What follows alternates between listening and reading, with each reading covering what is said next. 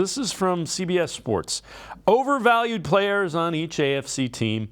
This is from Tyler Sullivan, and he says Deshaun Watson. Think the answer to what we'll get out of Watson is somewhere in the middle of his performance last season, his peak in Houston, which isn't what the Browns are paying for. They're giving Watson the type of money that should result in a deep playoff run, toe-to-toe battles with AFC elite quarterbacks, and I'm not quite sure what we'll see in year two. They had to give him the contract to get him to agree to come to Cleveland. They had to guarantee it.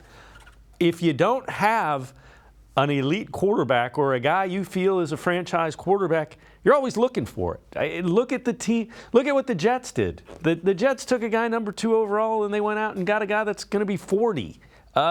It's just the way the NFL is. Mm-hmm. It is. Again, the salary cap is ever evolving. Like, again, Deshaun Watson's never going to be the highest paid quarterback in the NFL. He never has been, never will be. Again, he's the 6th highest paid quarterback this year. So, like, and that's because even Patrick Mahomes and Josh Allen are making less money than he is because they got their deals 2 years ago, 3 years ago, when guys like Lamar Jackson, Jalen Hurts, Aaron Rodgers got like Russell Wilson's making more money than him. So it really is about getting the quarterback in the door, and you never know how it's gonna go from there. But again, what I will say is Deshaun Watson is 27 years old, as opposed to Russell Wilson in his 30s, Aaron Rodgers at 40.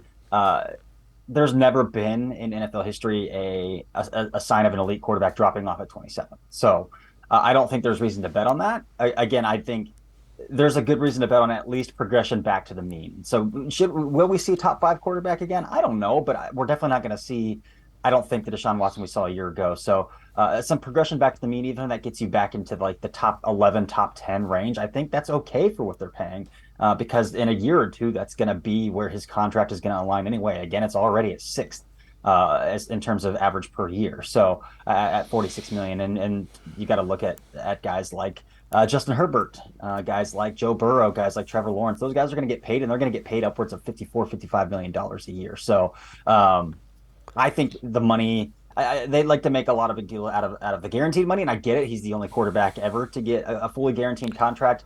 But in terms of per year, he's never going to be the highest paid quarterback in the NFL. No, and the other thing is, guys that are 27 that have the credentials that he has in the NFL don't become available very often. That's another reason that you had to pay the draft capital and the contract that you did to go get him. It just doesn't happen. Mm-hmm. All right. Exactly. We'll see a lot more of it in the future too. And those quarterbacks don't come available very often, but when they do, you'll see it again in the future. I agree with you.